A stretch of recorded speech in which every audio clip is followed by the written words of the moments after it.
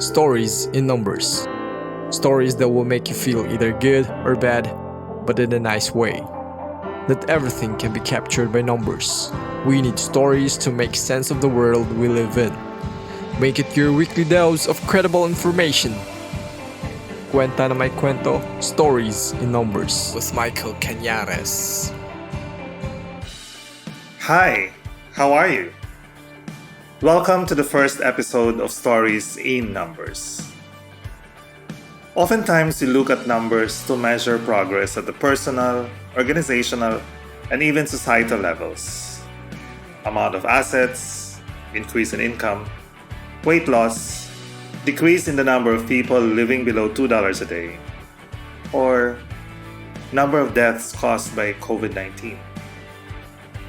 But not everything can be captured by numbers. We need stories to make sense of the world we live in. We may want to start with numbers, but we need to find the stories that make them meaningful. Like in Tagalog, kwenta na may kwento.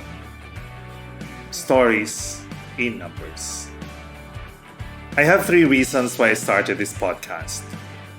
First, I want to talk about the research that I have been doing in the last 10 years or so, to share its findings widely and initiate a conversation with people who have similar interests. Second, I would like to continue my advocacy for data-based decision-making, for evidence-based policy, so that the things that we do are informed by our experiences in the past.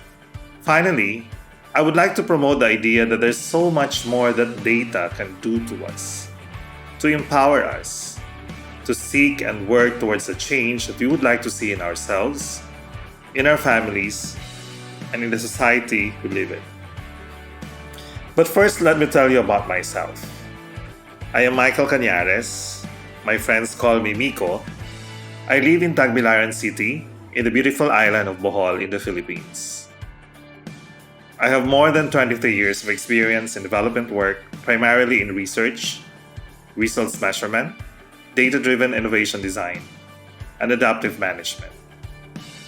I spent quite a number of years in developing and implementing research projects that use a combination of both quantitative and qualitative approaches, and in developing robust monitoring and evaluation frameworks and systems that document and analyze results of development interventions in governance reforms, road asset management, labor market, local economic development, and internal audit.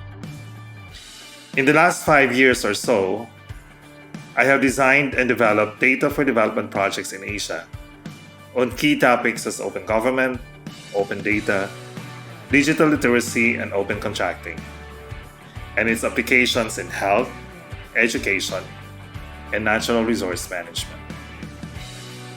Modesty aside, I was awarded as the Philippines' most outstanding finance educator in 2010, after 10 years of university teaching. I'm also a skilled adult learning facilitator and oftentimes engaged to build the capacity of international organizations, local governments, and nonprofits in research, monitoring and evaluation, and organizational management. I used to be a practicing certified public accountant, and this experience is very useful in efficiency audits as well as value for money measurements. This is my first episode, and I would like to invite you to subscribe or follow future episodes in this series.